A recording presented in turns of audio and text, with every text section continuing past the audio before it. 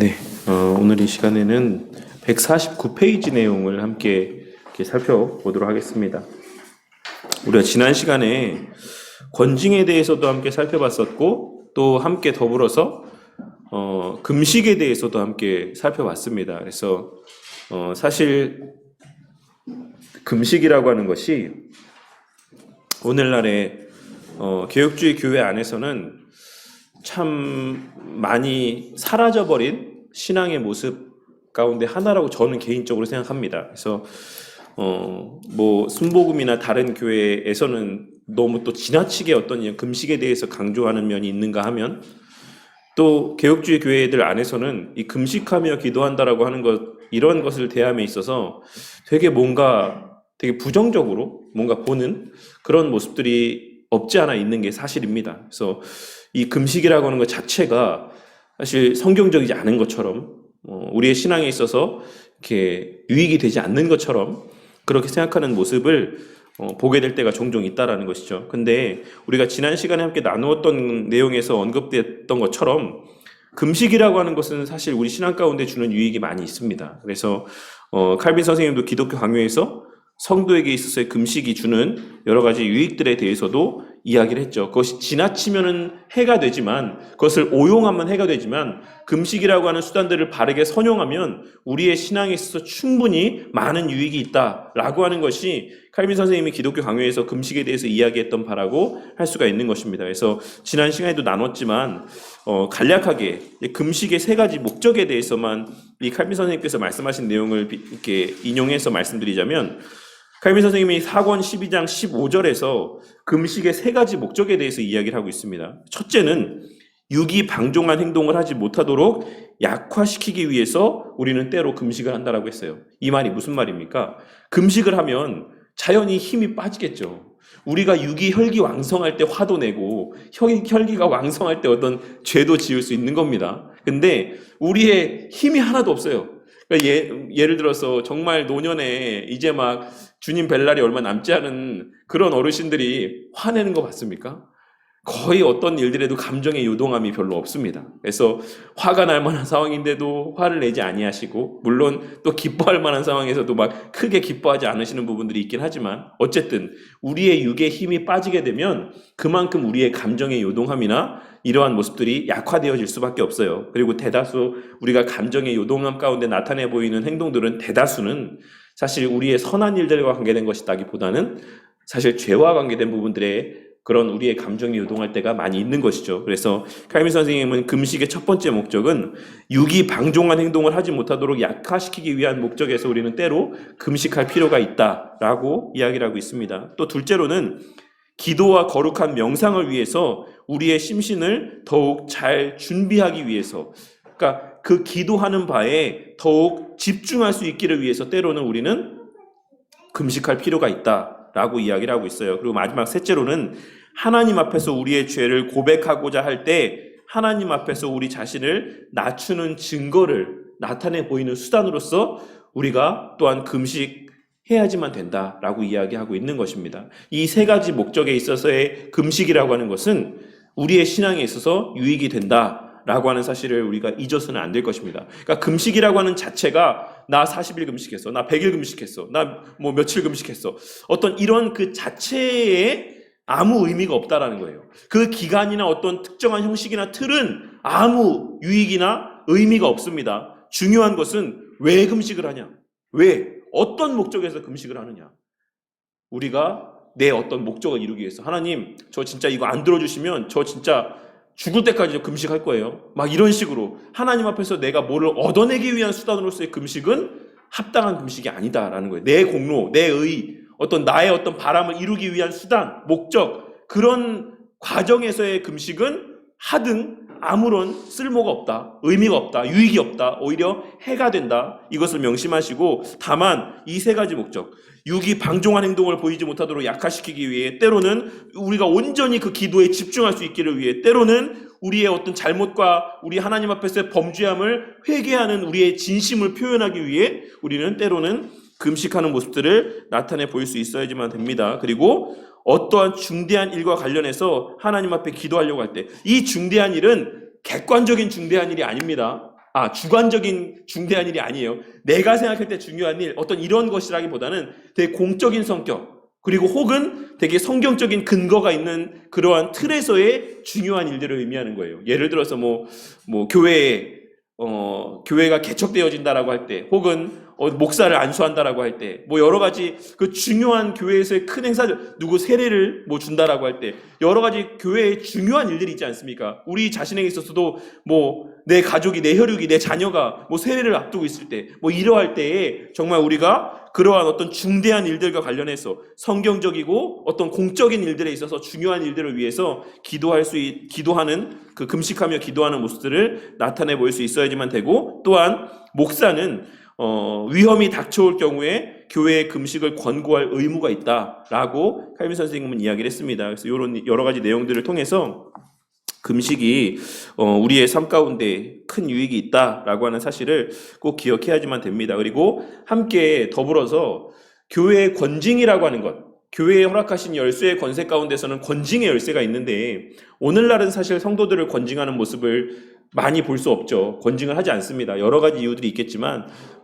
성도들한테 이런 싫은 소리 했을 때 성도들이 나갈 것을 염려하기 때문에 권징을 하지 않는 경우들도 있죠. 그런 부분들도 있습니다. 근데 또 하나 우리가 무시할 수 없는 부분들이 어떤 부분들이냐면 교역자들, 사역자들이 먼저 권징을 받지 않습니다. 사역자들이 범죄해도 그에 합당한 권징들이 교회 안에서 시행이 되지 않아요. 목사들이 엄청 심하게 권징받는 거 본 적 있습니까? 목사들이 아무리 엄청난 죄를 짓는다라고 해서 거기에 대한 응당 책임을 지는 모습을 본 적 있으십니까? 국회의원들처럼. 사실 국회의원 욕할 게 하나도 없죠. 목사들이 더하면 더했지 저는 결코 덜하지 않다라고 생각합니다. 목사가 범죄했을 때 똑같이 성도의 입장에서 교회법에 따라서 치리를 받고 권징을 받는 일들이 사실 거의 찾아볼 수 없고, 제가 수요일이었나요? 수요일 날에 말씀드렸었죠. 그 70명인가? 그게 언제부터의 기간 동안에 센 숫자인지는 카운팅된 건지는 모르겠지만 JTBC였는지 SBS였는지 어쨌든 그 공중파의 그 뉴스 시간에 뜬금없이 갑자기 교회 목사들의 성범죄 얘기가 나오더라고요. 그래서 교회 안에서의 목사의 성범죄 사례를 70건을 이렇게 조사를 해봤는데, 그 중에서 징계를 받은 경우들은 손에 꼽히고, 그 징계라고 하는 것이 정말로 되게 납득할 만한 징계가 이루어진 곳은 한 번밖에 없었다고, 이렇게 그 기자의 취재 결과 나온 결과였어요. 그러니까는 목사들이 그냥 일반적인 돈을 유용하고 뭔가 이렇게 부도덕한 행동들을 하고 이런 것들은 사실 말할 것도 없고, 실정법에 위반이 될 정도의 어떤 명백한 성적인 범죄를 저질렀어도 교회 안에서 그거에 대한 공적인 치리가 이루어지는 경우가 70건 중에 한 건이었다라는 거예요. 나머지는 그냥 권면하고 조금 근신해라 이 정도 하고 다시금 강단에 서서 설교하는 거죠. 강단에 서서 성도들 가르치는 거죠. 여자 청년들, 청소년들 데려다 놓고 성경 공부하는 거죠. 똑같이. 일반적인 사회 안에서의 성범죄자들은 어떻습니까? 그렇게 여성들을 대할 수 있는, 그리고 어린아이들을 대할 수 있는 기관 자체에서 일을 할 수가 없어요. 취업 자체가 제한이 됩니다. 하지만 목사는 거기로부터 자유롭죠. 교회 안에서 그 어떤 사역을 하는데도 제재가 없습니다. 그러니까 교회 스스로의 자정 기능들을 잃어가고 있는 거죠. 스스로에게 적용하지 아니하고. 그런데 어떻게 성도가 이걸 잘못했다 저걸 잘못했다 하면서 거기에서 공적으로 치리할 수 있겠습니까? 본인이 본인들에게 적용을 하지 않는데, 칼빈 선생님이 기독교 강요 4권 12장 22절에서 어떻게 이야기하고 있냐면, 사역자들의 타락과 권징이라는 제목 하에 제가 언급하고 있는 부분들을 말씀드리도록 할게요. 교회 권징에서 사역자들에게 적용되는 부분들도 있었다. 예컨대 사역자에게는 사냥, 도박, 환락 등에 빠지지 말고 고리대금이나 장사도 하지 말고 난잡한 무도회에도 참석하지 말라는 등등의 법이 요구되었으며, 교회법의 권위를 세우기 위해 이를 어길 경우에 벌칙도 첨가했고, 각 주교에게 권한을 주어서 자기에게 속한 사역자들을 다스리며 의무를 지키게 했다. 주교들도 해마다 지방교회 회의가 있어서 그들이 과연 자기의 의무를 제대로 수행했는지 여부를 점검받았다. 죄가 있는 사람에 대한 가장 엄중한 처벌은 면직과 주님의 만찬 참여를 금지하였다. 이것은 영구적인 제도였으므로 폐회하기 전에 반드시 다음 회의의 장소와 날짜를 정했고 당시에는 황제만이 세계적인 공의회를 소집할 수 있었다. 이런 엄격한 제도가 실시되는 동안은 사역자들이 자기들의 모범과 행동을 나타난 것 이상을 신자들에게 말로 요구하지 않았다. 이 무슨 말입니까? 이러한 엄격한 제도, 목사들이 뭐였죠, 아까? 난잡한 무도회, 춤추는 데도 가지 말라고 그랬어요. 사냥도 하지 말라고 그랬습니다. 도박은 뭐 당연한 것이고. 그러니까 온갖 성도들에게 있어서의 좀 문제가 될 만한 책이 잡힐 만한 일들은 하지 말라라고 교역자들에게 그렇게 권면을 했고, 교역자들 또한도, 사역자들 또한도 자기들이 모범과 행동을 나타내 보이는 것 이상으로 성도들에게 요구하지 않았다는 거예요. 내가 지키는 것, 내가 준수하는 그 법 수준 이하에서만 성도들에게 권면했다라는 거죠. 그러니까 자기가 먼저 본이 되고 그 다음에서야 정말 내가 지키고 내가 행하고 있는 수준 그 아래에서 그 안쪽 범주 안에서만 성도들에게 이야기를 했다는 것입니다. 사실 그들은 신자들에게 보다 자신들에게 훨씬 더 엄격했다. 저는 이 말이 이 시대 목사들에게 주는 꼭 깨달아야 되는 하나의 한 부분이라고 생각합니다. 그들은 신자들에게보다 자신들에게 훨씬 더 엄격했다. 이와 같이 일반 사람들을 더 온유하고 관대한 규율로 다스리면서 사역자들끼리는 서로 더욱 엄격하게 책망하며 다른 사람들보다 자기들에게 관대하지 않은 것은 참으로 합당하다라고 이야기를 하고 있어요. 오늘날은 어떻습니까? 목사가 스스로 자신들끼리 죄를 덮어주기 바쁘고 성도들에 대해서는 욕하기 바쁘죠. 성도들의 잘못에 대해서는 들춰내기 바쁘고 자신들의 드러난 죄에 대해서는 감추기 급급합니다. 우리가 믿고 따르고 우리가 신뢰하고 존경한다라고 이야기하는 칼빈 선생님이 기독교 강요에서 이야기하고 있는 바와는 정반대의 모습이 오늘날 교회 안에서 목도되어지는 모습이라고 할 수가 있고, 그렇기에 어떤 면에서는 본인들도 지키지 않으니까 성도들에게도 어떠한 것에 대해서 책임을 묻지 않는 거죠. 눈을 감는 것이고.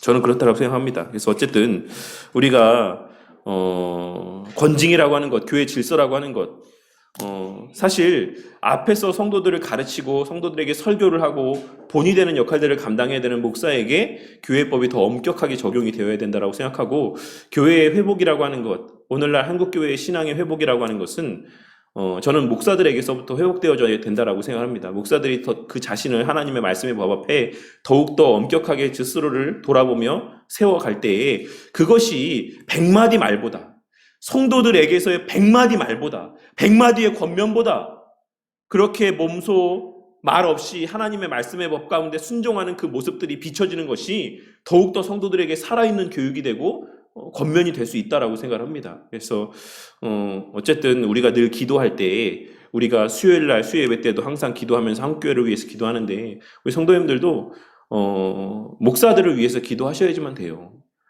목사들을 위해서 기도하셔야 됩니다. 그저 비난만 할 것이 아니라 정말로 목사님들이 그 스스로를 말씀의 법 앞에 더욱더 겸손하게 낮추고 그 말씀의 권위 아래 스스로를 더 먼저 복종시키기를 위해서 우리가 기도할 때에 거기에서부터 한국교회의 그러한 잘못된 모습들이 바뀌어져 갈 수가 있어요. 그렇게 한국교회가 회복될 수 있기를 위해서도 우리가 늘 관심을 갖고 기도해야지만 되겠습니다. 네, 그리고 오늘은 이제 헛된 맹세 부분을 함께 볼 텐데, 헛된 맹세는 사권 13장에 있는 내용들이에요. 사권 13장. 사권 13장의 제목은 서원입니다. 서원. 경솔한 서원으로 불행한 속박을 받은 사람들이라고 하는 제목 하에 이 13장의 내용이 이 헛된 맹세라고 하는 파트에서 다루고 있는 내용이라고 할 수가 있습니다. 보시면 13장 1절에서 뭐라고 이야기를 하고 있냐면, 하나님의 은혜를 받기 위해서 우리가 고안하는 모든 거짓된 예배를 하나님께서는 1절 받지 않으신다. 여기에는 하나님을 향한 서원도 포함되는데, 하나님을 향한 서원이기에 더욱 엄격하게 지켜야지만 한다. 그런데 하나님의 말씀에서 떠난 서원에 의심이 생긴다. 사람들은 아무런 판단이나 생각도 없이 심지어 혀가 돌아가는 대로, 너무 노골적인 표현이지 않습니까? 혀가 돌아가는 대로 하나님 앞에 서원을 했다. 그렇다라고 한다면 이러한 서원은 우리의 신앙에서 어떤 자리를 차지할 것인가? 그리고 그리스도인들이 서원을 하는 것은 과연 옳은 일인가? 그리고 또한 그 서원은 어느 정도로 구속력이 있는가? 라고 하는 것이 이 지금 14장, 13장에서 칼빈 선생님이 다루고 있는 내용들의 전반적인 내용이라고 할 수가 있습니다. 보시면 우리는 자주 뭐뭐뭐 할 거야. 또는 뭐 두고 보라니까 뭐 이러면서 장담하는 어떤 자신의 의지를 나타내 보이는 표현들을 나타내 보이긴 하죠. 그래서 뭐 이러한 것들을 신앙적인 면에 있어서도 이러한 모습들을 나타내 보일 때가 있는 것을 보게 될 때가 있습니다. 그런데 여기서 이야기하고 있는 바가 뭐냐면 하나님과의 관계에서 이런 의지적인 표현은 무용지물이다 라고 이야기를 하고 있어요. 하나님과의 관계에서의 이러한 다짐들, 이러한 어떤 하나님 앞에서의 어떤 후원장담, 이런 것은 무의미하다라고 이야기하면서 칼빈 선생님은 사권 13장 2절에서 뭐라고 이야기를 하고 있냐면 이 내용들이 잠시만요. 2절. 네. 하나님께서는 순종을 더 기뻐하심으로 아무리 사람의 눈에 훌륭하고 아름답게 보여도 모든 자의적인 숭배는 일체의 저주를 받을 것이다라고 선언을 하십니다. 그에 대해서 근거로 제시하고 있는 말씀이 뭐냐면 골로새서 2장에 있는 말씀이에요. 골로새서 2장에 있는 말씀 잠깐 볼까요? 골로새서 2장 20절에서 23절까지 말씀.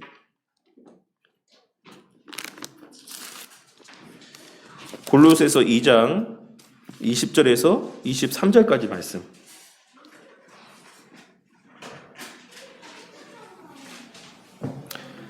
네, 함께 한번 봉독해 보도록 하겠습니다. 시작.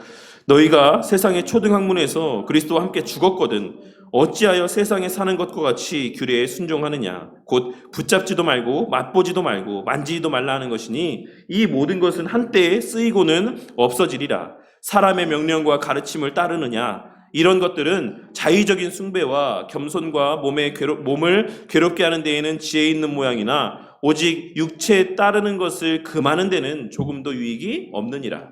그러니까 하나님께서 이제 우리에게 자유를 주셨죠. 그러니까 어떤 것에 속박되지 아니하고 하는 어떤 자유들을 주셨는데 여기서 이야기하는 게 뭐냐면 쉽게 말해서 하나님 아까도 얘기했던 것처럼 제가 진짜 금식할게요.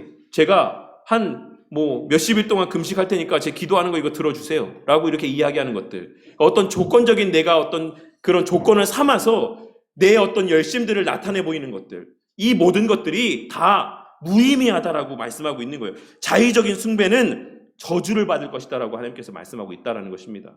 내가 스스로 고안해낸 어떤 방식, 성경에서 말씀하고 있는 우리에게 순종하라고 명하신 어떤 계명의 말씀을 떠난 우리 자체적으로 내 생각에서의 어떤 기준을 정해서 이것을 열심이라고 내세우며 하나님 앞에서 어떤 것을 요구하는 모습들, 내 신앙을 드러내는 모습들, 이러한 것들은 합당한 모습이 아니다라고 말씀을 하고 있는 겁니다.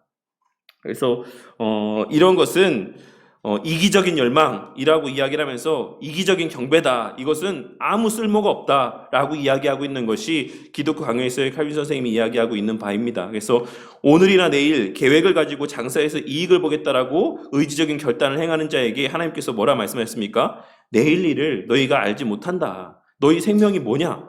너희는 잠깐 보이다가 없어지는 안개일 뿐이다. 너희들이 무엇을 장담하고 내 앞에서 무엇을 약속하고 무엇을 하겠다라고 그렇게 장담할 수가 있느냐? 그것은 다 본질적으로 뭡니까? 하나님께서 허용해 주실 때 할 수 있는 일들이에요. 하나님 제가 정말 이만큼 돈을 많이 벌어서 하나님 헌금 이만큼 할게요. 그게 내가 하는 겁니까? 아니죠. 하나님께서 그러한 은혜들을 베풀어 주실 때 그 베풀어 주신 은혜로 내가 할 수 있는 일들이라는 거죠. 내가 무엇을 할 수 있는 것, 내가 하나님 앞에서 어떤 호언 장담하는 것, 이 모든 것들이 엄청나게 잘못된 일들이라고 하는 사실을 우리가 결코 잊어서는 안 된다라는 사실입니다. 그래서 하나님께서는 오히려 주의 뜻이면 우리가 살기도 하고 이것이나 저것이나 하겠다라고 말하는 것, 그것이 그리스도인의 합당한 신앙의 자세다라고 하나님께서는 말씀하고 있다라는 사실입니다. 그래서 우리가 이것을 꼭 명심하고 하나님 앞에서 어떤 함부로의 소원을 하는 것, 이것이 얼마나 위험한 행동들인가라고 하는 것을 꼭 명심하고 살아야지만 됩니다. 하나님께서 만약에 아무리 그렇게 했다라고 할지라도 하나님께서 그거 허용하시지 않으면 어떡할 거라고 생각합니까? 우리는 그 소원을 이행할 수가 없어요. 하나님께서 허용하시지 아니하면 우리가 그 어떤 약속을 하나님 앞에 내뱉어도 그 약속을 지킬 수 없습니다. 그러니까 함부로 우리가 하나님 앞에 어떤 서원하는 것 조심해야 된다는 것이 요 내용의 요지라고 할 수가 있어요. 그래서 사람 간에 약속하거나 하나님께 서원하는 경우가 많이 있습니다. 이럴 때 경솔하게 정한 의지적인 결단은 아닌가라고 하는 것을 우리는 잘 살펴야지만 됩니다. 선하신 하나님의 뜻을 따른다라고 할 때 하나님의 선하시고 기뻐하시고 온전한 뜻이 무엇인지 우리는 분별하도록 애써야지만 됩니다. 당신이 경건한 자라고 한다면 자신의 행위나 소원이 하나님의 완전한 뜻에 부합되는지를 늘 생각해야지만 된다 라고 하는 것이 서원에 있어서, 하나님 앞에서의 서원에 있어서의 세 가지 칼빈 선생님이 제시하고 있는 원칙 가운데 첫 번째예요. 그래서 사권 이제 13장 2절에 그 1번에 뭐라고 이야기라고 했냐면, 올바른 서원을 위해서, 우리가 하나님 앞에서의 올바른 서원을 하기 위해서는 세 가지를 생각해야 된다라고 이야기하고 있는데, 첫째는 우리가 지금 맹세하고 있는 그 맹세의 대상이 누구이냐, 내가 지금 이 약속을 누구와 하고 있는 것이냐 라고 하는 것을 먼저 생각해야지만 된다는 것이에요. 누구랑 하는 겁니까? 서원이? 하나님과 하는 거예요. 그러니까 하나님이 어떤 분이신가를 우리가 먼저 생각해 봐야 된다는 거예요. 내가 지금 기도할 때, 약속할 때, 하나님 앞에 서원할 때 내가 지금 이 약속을 하나님과 하려고 할 때 그 하나님은 어떤 분이실까? 어떤 약속을 하나님 기뻐하실까? 나의 어떤 행위들을 하나님께서 기뻐하실까? 무엇이 하나님의 뜻일까? 라고 하는 것을 먼저 한번 생각해 보고, 그 하나님의 뜻이나 하나님의 성품이나 속성에 어긋나지 않으면 그러면 기도하라는 거예요. 그러면 서원하라는 겁니다. 이것이 먼저 첫째 우선되어야지만 되는 것입니다. 그리고 또한 이 지침들은 경건한 삶을 유지하는 비결이다. 마치 이것은 성령의 9가지 열매를 보고 성령의 역사인지 거짓의 영의 역사인지를 분별하는 것과 유사하다. 하나님의 뜻 자체가 선하고 기쁘고 온전하신 것이기에 그분을 따른다라고 할 때 항상 그분의 계명과 교훈에 따라서 생각을 해라 라고 이야기를 하고 있어요. 그래서 그에 대해서 칼빈 선생님이 사권 13장 1절에서 뭐라고 이야기하고 있냐면, 경건하고 거룩한 생활을 훈련할 때 사람에게 필요한 것은 모두 율법에 포함되어 있다라고 했어요. 이 율법 외의 것들을 통해서 우리 스스로가 거룩하여지기 위한 어떤 다른 열심을 내지 말라는 거예요. 왜냐하면 당시에 지금 이 말을 하고 있는 칼빈 선생님의 그 염두에는 어떤 사람들이 있냐면 수도승들이 있어요. 수도사들. 그 수도사들이 어떤 일들을 벌였습니까? 우리가 잘 알고 있는 것처럼 고행을 했어요. 고행. 그래서 제가 예전에도 몇 번 말씀드렸었는데, 음식을 먹으면서 그 음식이 이제 수도사들이 그런 생각을 한 거예요. 아, 내가 지금 이 음식을 먹는 게 그 음식에 대한 탐심 때문에 먹는 걸까? 아니면 정말 내 생명을 유지하기 위한 수단으로 먹는 걸까? 내가 혹여나 그 내 어떤 육신의 그 욕구를 채우기 위한 그런 죄된 마음에서 지금 음식을 먹는 게 아닐까? 라고 하는 생각에서 수도사들 중에 어떤 사람이 있었다라고 말씀드렸죠? 모든 음식에 뭘 뿌려 먹었다고요? 죄를 뿌려 먹었다라고 했죠. 아무 맛을 안 느끼기 위해서. 그 음식의 맛을 느끼지 않기 위해서. 그 음식의 맛에 빠지는 죄를 짓지 않기 위해서. 수도사들이 음식을 열심히 조리해서 죄를 뿌린 다음에 먹었다라는 것이에요. 이런 것들. 이게 우리의 신앙에 유익이 된다, 안 된다? 안 된다. 하나님께서 우리에게 경건하고 거룩한 생활을 훈련하게 하시기 위해서 주신 것은 계명의 말씀에 다 들어있다. 그것에 벗어나는 것을 통해서 우리가 거룩해질 수 없다 라고 말씀하고 있는 거죠. 또 어떤 수도승들은 어떤 생활을 했냐면, 이런 기둥, 한 뭐 요 강대상보다 조금 더 큰 기둥 정도일까요? 거기에 어떻게 올라갔는지도 모르겠지만 역사적 그 고증 자료들에 의하면 평생을 거기 위에서 생활한 사람도 있었어요. 거기 위에서. 그리고 어떤 사람은 자신의 몸을 다 딱 흙 속에 파묻고 고개만 내놓고 산 사람도 있었습니다. 수도승들 가운데. 그러니까 이러한 모습들이 당시에 만연했고, 그 당시의 사람들의 그 수도사들을 바라보는 인식은, 와, 대단하다, 거룩하다, 멋지다, 이런 마음들을 가졌다라는 거예요.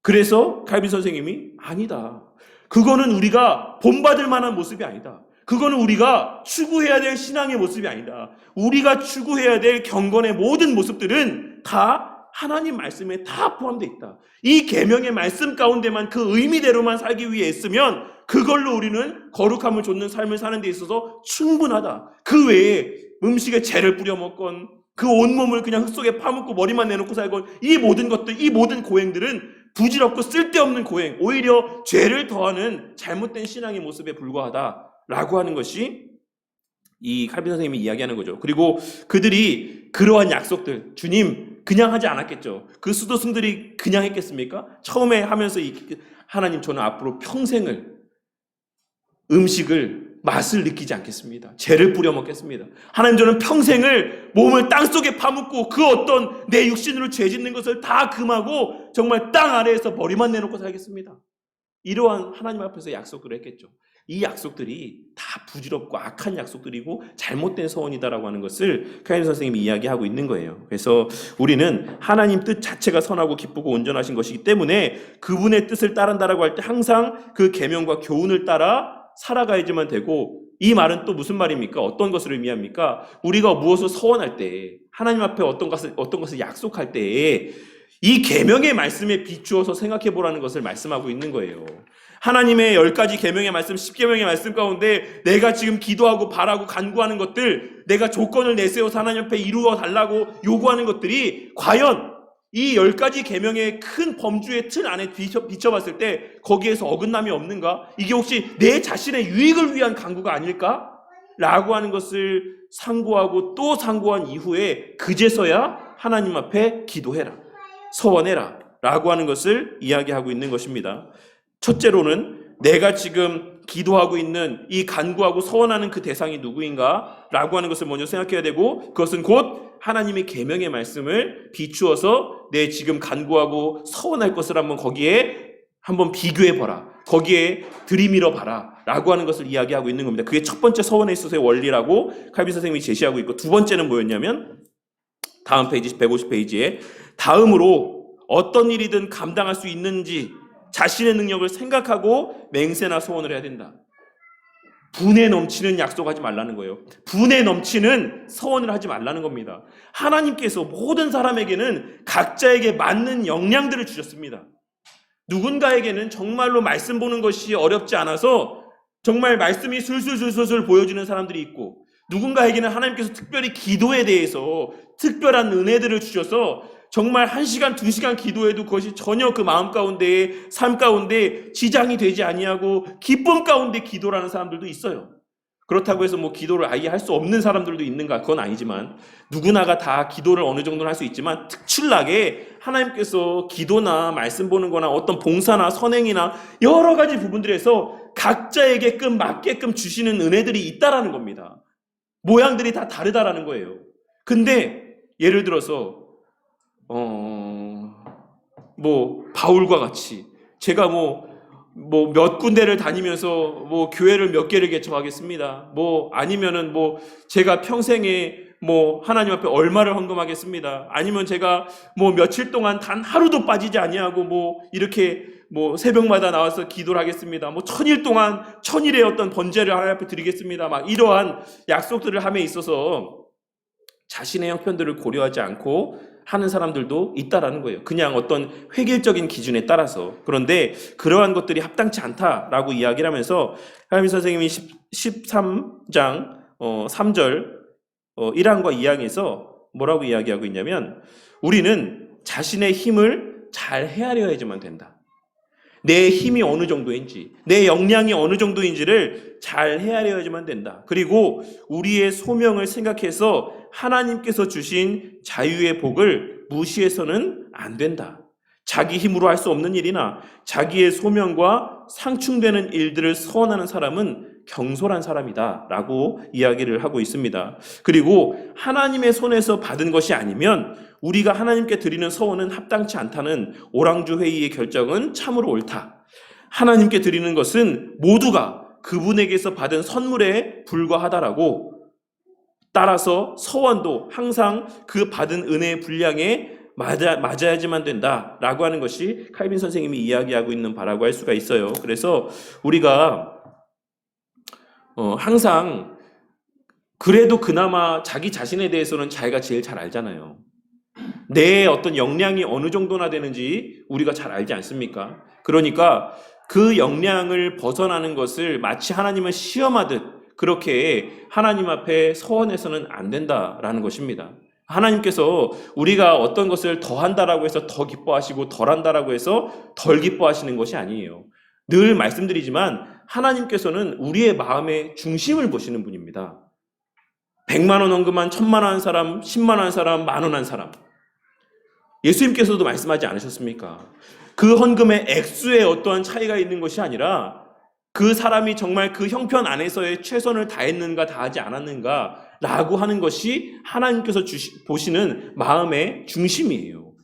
그러니까 우리가 단순히 어떤 외적인 기준에 따라서 하나님께서 나에게 주신 바 그 은혜의 분량은 이 정도인데 정말 다른 주변의 사람들이 얼마만큼의 또 헌신을 한다라고 해서 그거에 따라서 무작정 그 마음의 어떤 내 자신의 형편도 생각하지 아니하고 하나님 저도 저만큼 할게요 라고 함부로 서원하는 행위들을 나타내 보이는 것은 경솔하고 미련한 행동이다라는 사실을 꼭 기억해야지만 됩니다. 그런 분량에 따라서 하나님께서 더 기쁘게 보시고 더 많은 복을 주시는 것은 아니다라는 것입니다. 하나님께서는 주신 만큼이에요. 달란트 비유에서도 예수님께서 말씀하지 않았습니까?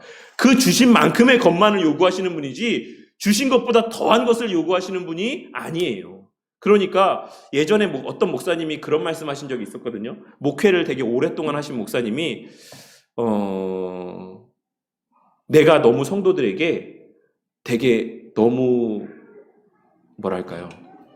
과한 것을 요구하며 이렇게 목회를 해온 것 같다라고 하는 이렇게 고백을 하신 것을 제가 들은 적이 있었거든요. 하나님께서도 그 주신 달란트만큼의 것을 요구하셨는데 각 성도들마다 하나님께서 주신 역량들이 다른데 목사로서 모든 성도들에게 동일한 것을 요구한 거예요. 그래서 5달란트 정도의 헌신들을 할 수 있는 성도들 이라고 다 생각해서 하나님께서는 그 성도에게 2달란트, 3달란트밖에 안 주셨는데 그 사람은 최선을 다해서 2달란트 받았음에도 불구하고 막 3달란트를 하기 위해서 열심을 내고 있는데 자기가 5달란트의 기준을 정해놓고 그렇게 하지 않았을 때 책망하고 권면하고 나무라고 이랬다라는 거죠. 그러니까는 그 성도들이 어땠습니까? 처음에는 따라오다가 번아웃돼서 지쳐 나가 떨어지는 거죠. 이제 그런 자기가 목회에 우를 범했던 적이 있다라고 하는 이제 선배 목사님의 말을 제가 들은 적이 있었는데 그것이 오늘 우리가 나누고 있는 이 서원에 있어서의 컬빈 선생님의 말과도 맥을 같이 하는 거라고 할 수가 있어요. 물론 이것이 우리 자신을 합리화하는 수단으로 오용되어서는 안 됩니다. 나는 이것밖에 안 돼. 나는 이것이 최선이야. 라고 자신의 어떤 덜 열심의 모습들을 합리화하기 위한 수단으로서 이 내용들을 사용해서는 안 돼요. 하지만 분명한 것은 하나님께서 주시는 각 사람들마다의 역량의 차이가 있다라고 하는 것을 인지함 가운데에 그 안에서 최선을 다하기 위해서 애쓰고 그것을 넘어가지 않기 위해서 스스로를 잘 분별할 수 있는 내 역량들을 분별할 수 있는 그러한 해안들이 있어야 되는 것도 맞다. 그런 지혜를 하나님 앞에 구하는 것도 성도의 하나의 필요한 덕목이다라고 하는 것을 우리가 이 내용들을 통해서 깨달아야지만 됩니다. 목사도 성도 개개인을 놓고 기도하며 우리 이 성도님이 어느 정도를 하실 수 있는 분일까라고 하는 것을 개개인마다 분별할 수 있는 분별의 어떤 능력이 있어야지만 되는 것이고 성도님들도 성도님들 개개인 자신을 생각했을 때 나는 이만큼은 할 수 있어. 근데 이만큼 넘어가서는 못해 라고 하는 그 정도의 하나님 앞에서 기도하며 자신의 어떤 하나님 주신 은혜의 분량들을 파악할 수 있는 그런 지혜들이 있어야지만 됩니다. 그래야 우리가 내 분에 넘치는 것을 서원하고 그것을 어김으로써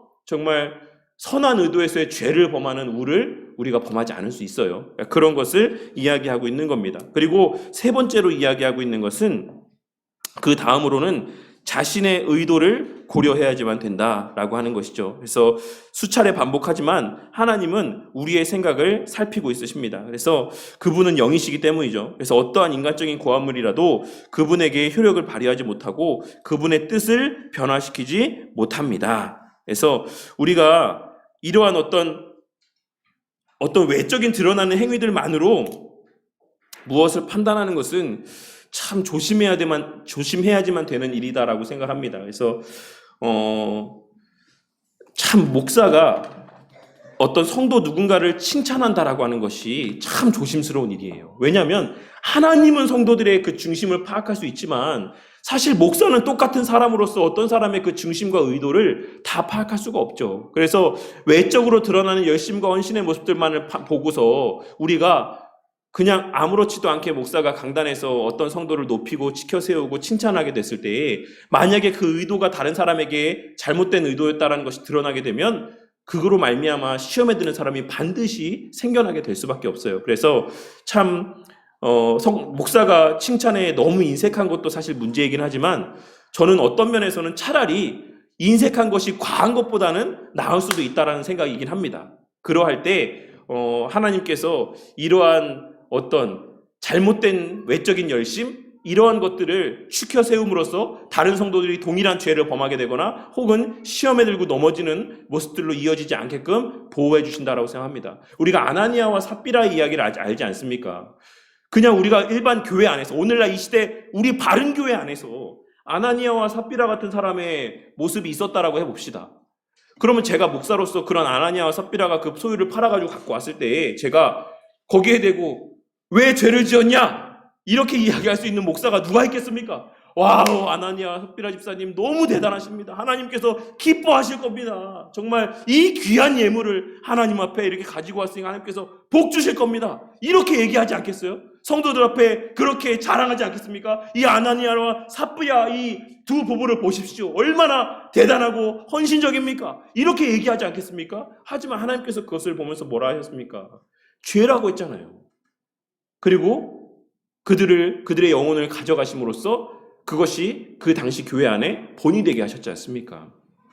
우리가 늘 이와 같은 그 의도가 어떤가라고 하는 것을 그 스스로에게도 물을 수 있어야지만 되고 또 그것을 잘 분별할 수 있는 그러한 지혜가 있기를 위해서도 우리가 기도해야지만 됩니다. 그래서 물론 그렇다라고 해서 그 자체가 나쁘다, 잘못됐다, 막 경계심을 갖고 보는 것도 사실 우리가 주의해야 될 부분들이긴 하지만 어쨌든 목사로서는 그러한 여러 가지 성경적인 예를 비춰봤을 때 우리가 함부로 그 마음의 중심도 깨닫지 못하면서 함부로 지켜 세우고 칭찬하는 것, 이런 것은 결코 성도에게 있어서 유익이 되지는 않는다라고 생각해요. 그리고 그런 것을 목사가 남발하다 보면 어쨌든 성도들은 목사에게 칭찬받고 싶어하는 마음들이 다 있습니다.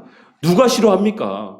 강단에서 사람들 모두 보는 앞에서 자기 이름 부르며 이렇게 대단하다라고 해주는 거 싫어하는 사람이 누가 있습니까? 말로는 아유 부끄러워요 부끄러워 하면서도 속으로는 더해줘라 하는 게 사람 마음이죠.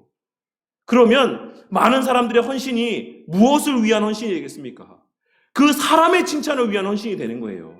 그래서 우리가 그러한 의도들, 그 마음의 중심들, 이러한 것들을 살필 수 있어야지만 되는 그러한 지혜들이 있어야지만 합니다. 그래서 어쨌든 우리가 외적인 모습들을 전혀 무시할 수는 없지만 어쨌든 그 마음의 중심이 어떠한가라고 하는 것들을 잘 살펴야지만 된다라고 할 수가 있습니다. 그리고 또 더불어서 이제 우리가 함께 얘기하고 있는 것은 외모나 외식이라고 하는 것은 우리를 위한 것일 뿐 하나님과는 전적으로 무관하다.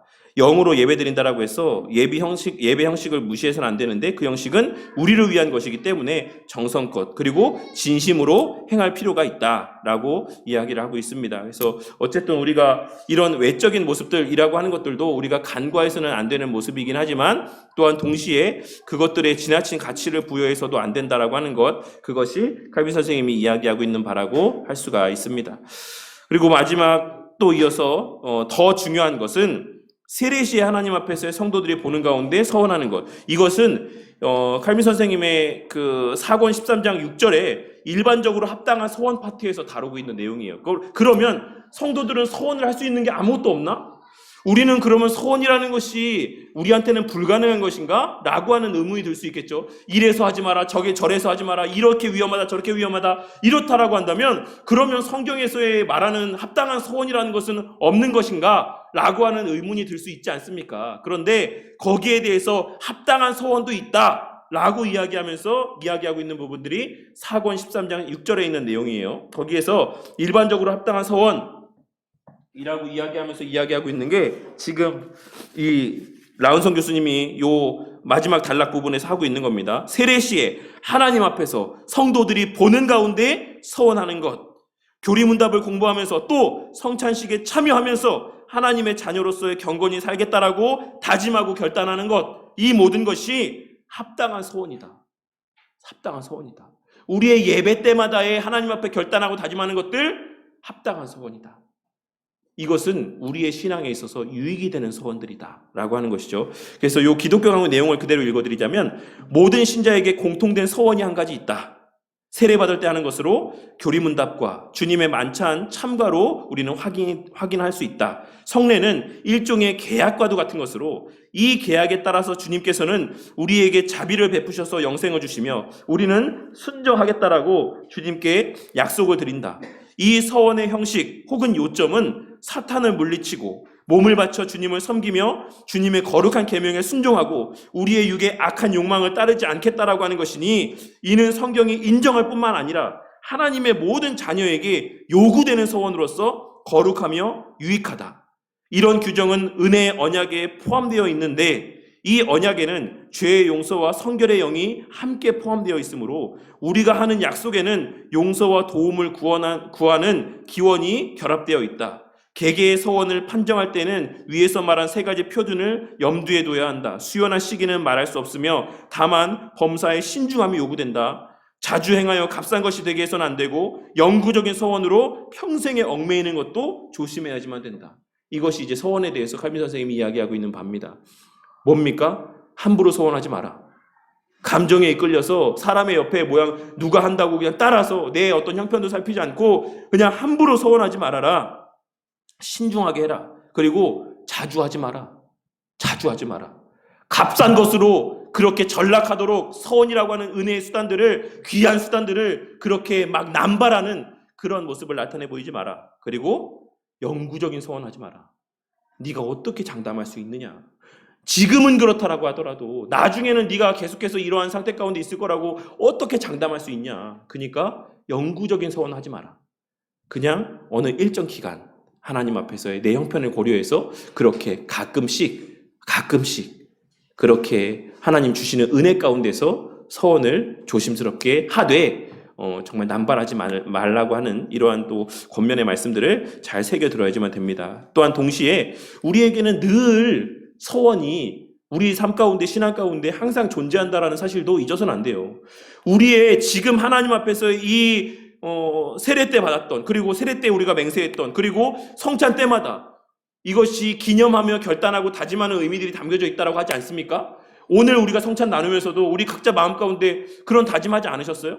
하나님, 제가 이 잔을 받는 하나님의 그런 은혜 가운데 있는 자로서 정말 말씀 가운데 순종하며 살겠습니다. 감사합니다. 이런 마음들 기도하지 않으셨습니까? 이게 합당한 소원이에요. 더 이상 우리가 더하여서 서원할 것들이 사실상은 그렇게 많지 않아요. 그러니까는 우리는 사실 이 지금 성찬 때마다 하는 하나님 앞에서의 합당한 소원들조차도 이행하지 못할 때가 많이 있다는 겁니다. 우리가 세례 때 받았던, 그리고 정교인 서약을 하면서의 그 교인의 서약으로서의 하나님 앞에 맹세했던 집회 참석이나 헌금이나 여러 가지 의무에 대해서도 합당하게 순종하지 못할 때가 많이 있습니다. 그러니 괜히 더 부차적인 것들을 더해서 스스로를 그런 서원의 굴레 가운데 속박시키며 그렇게 하나님이 주신 자유를 누리고 만끽하지 못하는 그러한 삶을 살아가는 자들이 되지 마시라는 것입니다. 어쨌든 그런 내용들을 우리가 꼭 이제 요 서원 파트에서 기억해야지만 되고, 또 다른 경우로 생각해 봅시다. 초대교회 시대 때 수도사들은 성직자들이 아니었다. 자신들이 원해서 한적한 곳에서 명상을 하며 지냈습니다. 누가 하라고 해서 하는 것도 아니고 무슨 규칙이 있는 것도 아니고 자신들이 원해서 하는 것이었습니다. 그러다가 수도사들이 명상하는 곳이 이단들의 온상이 되기도 하였습니다. 열정은 있지만 견고하지 못해 바른 길에서 이탈하는 경우가 허다했다는 것이죠. 그렇게 광야에서의 그러한 삶을 살아가며 기도할 때에 그렇게 영적인 갈구 가운데 있는 사람을 마귀가 가만둘 거라고 생각하십니까? 그러한 자들이 하나님 앞에 기도하는 중에 그 귀에 들려지는 말들이 성령 하나님의 음성이라고 단언할 수 있습니까? 아닙니다. 우리가 마귀에 대해서 간구하는 것은, 마귀는 예수님도 시험했던 자라는 존재라는 사실을 우리가 잊어서는 안 돼요. 내가 기도하면서 내 마음 가운데 드는 생각이 성령 하나님이 주시는 음성이라고 누가 확신할 수 있습니까? 그거 분별할 수 있습니까? 하나님만이 분별할 수 있어요. 하나님 말씀만이 그 기준이 될 수 있습니다.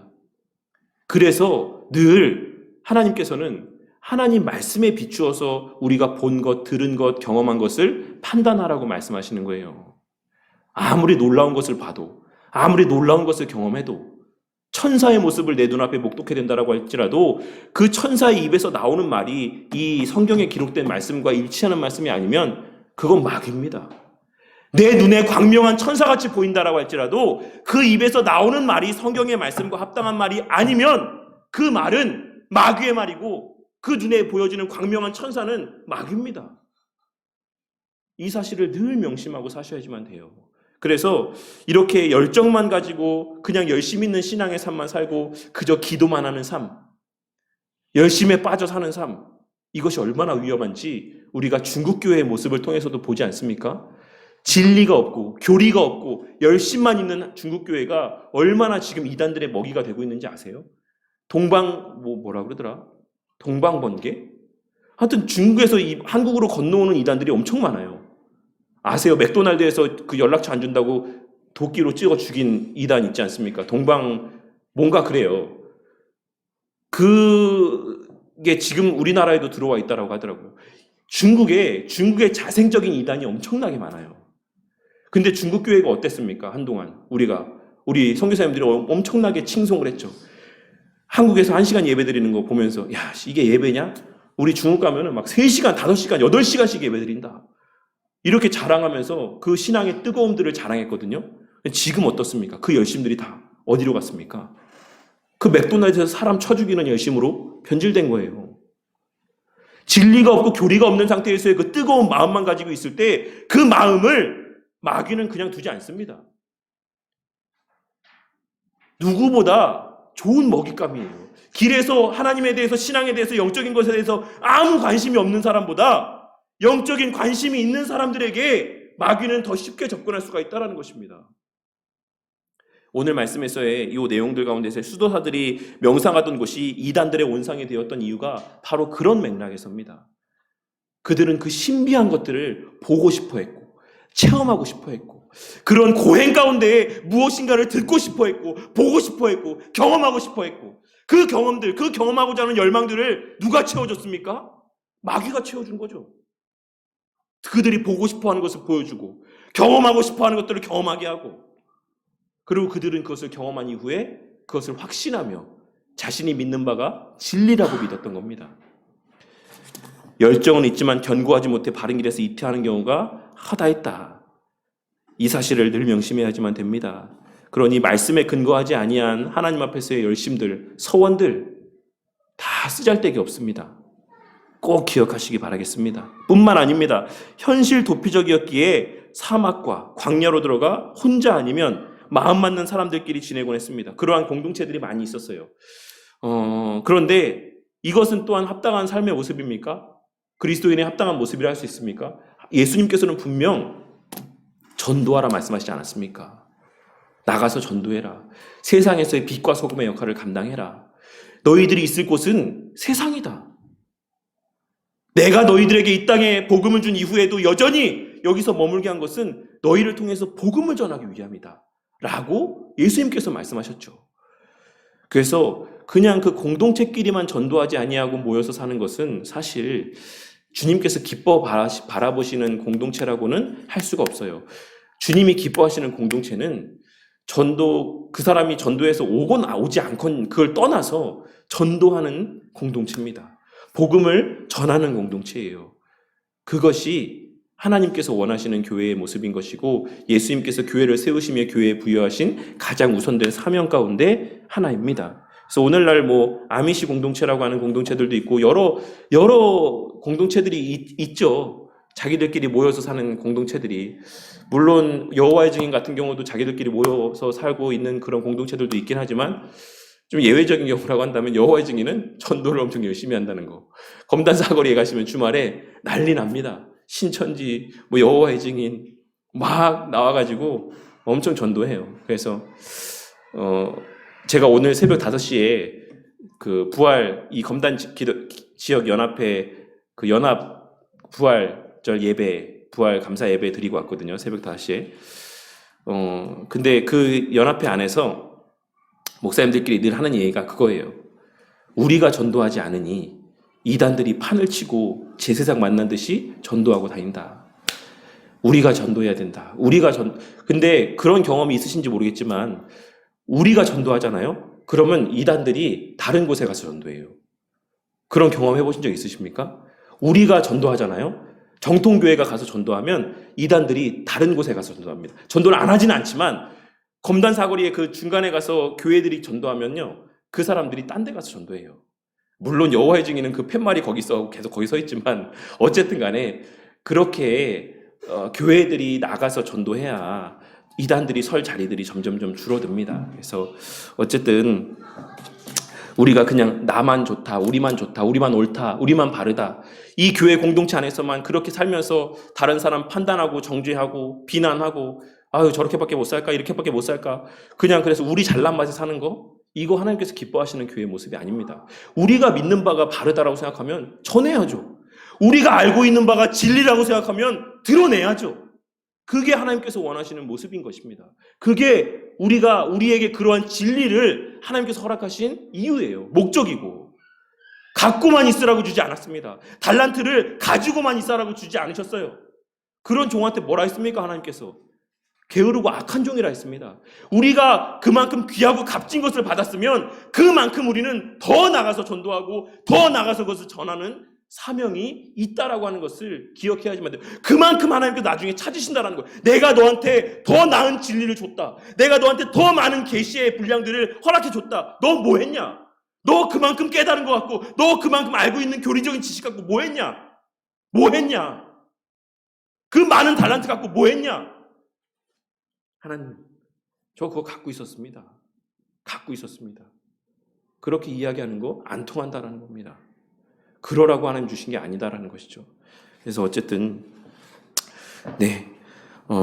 우리의 신앙이라고 하는 것은 이렇게 잘못된 어떤 서원들을 하면서 살아가는 어떤 그런 모습이 되어서도 안 되고, 그냥 우리끼리만 모여서 있어서도 안 되고, 정말 늘 하나님 앞에서 주신 분량의 은혜만큼을 또한 바깥으로 드러내고 표출하며 또 전도하는 여러 가지 사명들을 잘 감당해야 된다는 것입니다.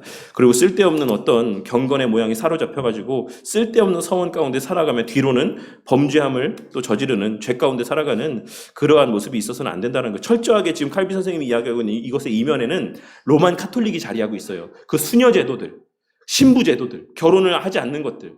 그러니까 이 것들은 그 사람들을 얘기하는 표현이 아닙니다. 그런 모습들을 얘기하는 거지. 그래서 어떻습니까? 그래서 예전에 뭐 신부, 수녀원, 뭐 이렇게 그런 유명한 이런 성당들 주변에 예전에도 말씀드렸죠. 지금도 종종 뉴스에 나오지 않습니까? 오래된 성당이나 수녀원이나 이런 데 근처의 우물에서 뭐 어린 아이 시체가 수천 구가 발견됐다. 그 아이 누구 아이입니까? 그거 아이 누구 아이예요? 거기 우물에 파묻힌 그 신생아들은 누구 아이입니까? 수녀들 아이예요. 수녀들 아이. 하나님께서 요구하시지도 않는 그러한 쓸데없는 독신 생활들을 장려하고 그것을 마치 자신들의 어떤 신앙적인 우월감, 특권층이라고 하는 것에 대한 어떤 근거로 삼으면서 뒤로는 온갖 음행과 악행들을 다 저질러 왔다라는 것입니다. 그래서 그러한 것을 염두에 두고 이야기하는 것이에요. 그래서 우리가 이러한 모습들이 합당한 모습들이 아니다라고 하는 것, 수녀제도, 그러니까 독신으로 살겠다라고 서원하는 것이 합당한 서원이 아니다. 왜? 성경에 그런 바가 명하여지지 않기 때문에 그렇습니다. 성경에 독신제도를 장려하는 말씀이 없어요. 늘 얘기하죠. 바울 사도가 결혼하지 않는 것도 좋다라고 했을 때 거기에는 몇 가지 전제들이 있었습니다. 뭡니까? 그런 은사가 있는 사람들만이 그렇게 해라라고 얘기했어요. 그런 은사가 있는 사람들. 그리고 그것마저도 그 당시가 어떤 시대였기 때문이라고 말씀드렸습니까? 결국에 그 가족이라고 하는 것이 그들의 신앙의 배교에 있어서 하나의 근거가 됐기 때문에 그 상황, 시대적인 상황들 가운데서의 주었던 한시적인 명령이라고 제가 말씀을 드렸죠. 그 당시에, 그 이후에 그 가족들, 내 사랑하는 아내, 내 사랑하는 자식들, 그 눈앞에서 그 손가락을 자르고 팔을 자르고 눈을 빼내면서 너 이래도 부인 안 할 거냐? 너 이래도 예수 믿는다라고 할 거냐? 이 모습 때문에 그 부모들이 가슴이 찢어지는 마음으로 배교했던 거예요. 저 예수님 안 믿습니다. 하나님 모릅니다. 그렇게 그 자식 구하기 위해서 배교하는 일들이 있었다라는 겁니다. 그럴 바에는 결혼하지 않고 혼자서 신앙 지키는 게 낫다. 라고 했던 거지, 그게 독신제도 혼자 사는 것이 더 낫기 때문에 그것을 용인해 준 것이 아니다라는 것입니다. 남자와 여자가 결혼하는 것은 하나님께서 정하신 창조 질서고 원리입니다. 그 안에서의 생육하고 번성하라고 하신 것이 하나님의 명령이에요. 근데 독신제도라고 한다면 그 독신이 어떻게 아이를 낳습니까? 그 독신제도 안에서 어떻게 생육하고 번성할 수가 있습니까? 그것이 어떻게 하나님께서 명하신 원리고 법칙이라고 할 수 있겠습니까? 그래서 최근에 얼마 전에도 제가 말씀드렸지만 지금 교황이 얘기했죠? 프란체스코. 맞죠? 프란체스코. 맨날 헷갈리네요. 얼마 전에 죽었던 교황이 누구죠? 얼마 전에 죽었던 교황이 프란체스코입니까? 어쨌든 지금 현 교황이 얼마 전에 얘기하지 않았습니까? 독신제도는 영원한 법이 아니다. 바뀔 수 있다. 제가 그때도 말씀드렸지만 바뀔 수 있다라는 거 하는 건 성경에 근거한 법이 아니라는 얘기예요. 자기 스스로 자기의 행한 이런 지금까지의 삶이 성경적이지 않았다라고 하는 것을 교황이 교황 입으로 시인한 것과 같은 겁니다.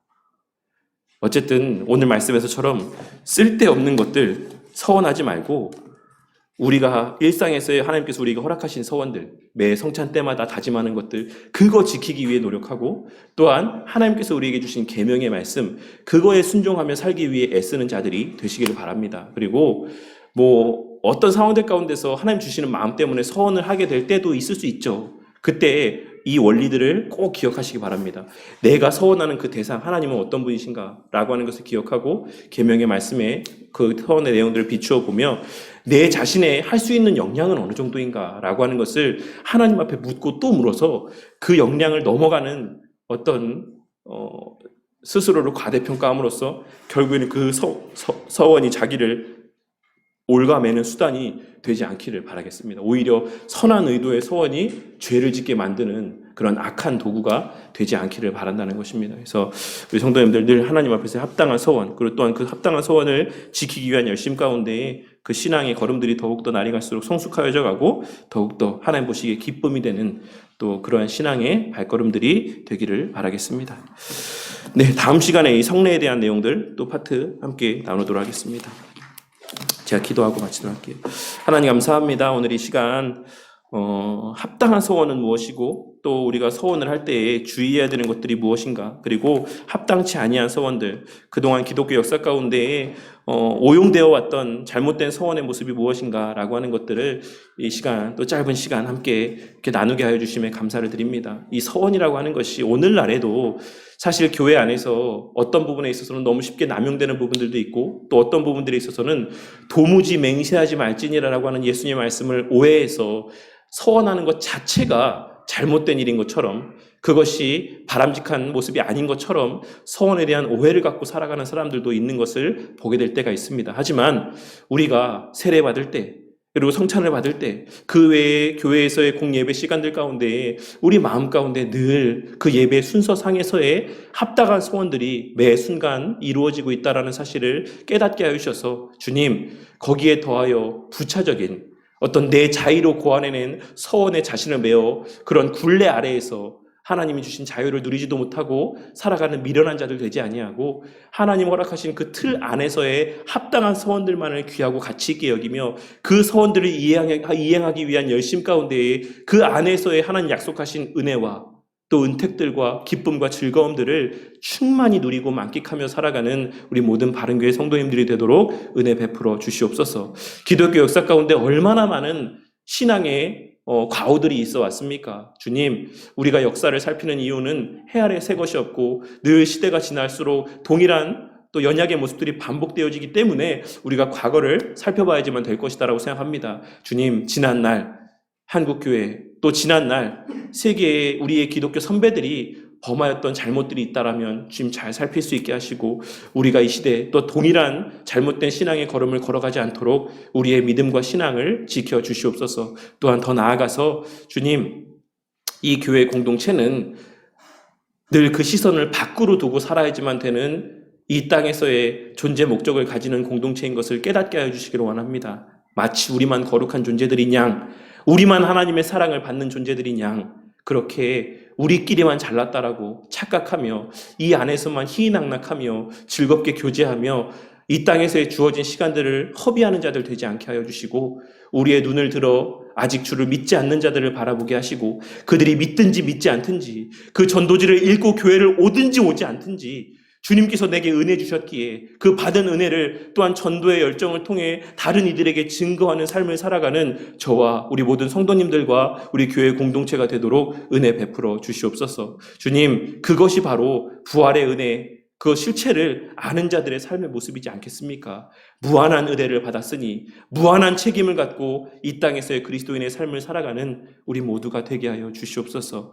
또 한 주의 삶, 앞으로의 신앙의 여정 가운데에 주님의 함께하심이 늘 우리의 눈에 목도되어지게 하여 주시고 우리의 모든 삶에서의 경험들이 늘 하나님 말씀에 비추어 옳고 그름이 분별되어지며 늘 하나님 기뻐하시는 바대로의 신앙의 걸음을 걸어가는 우리 모든 바른교회 성도님들이 되게 하여 주시옵소서. 모든 것 감사드리며 우리 주 예수 그리스도 이름 받들어 기도드렸습니다.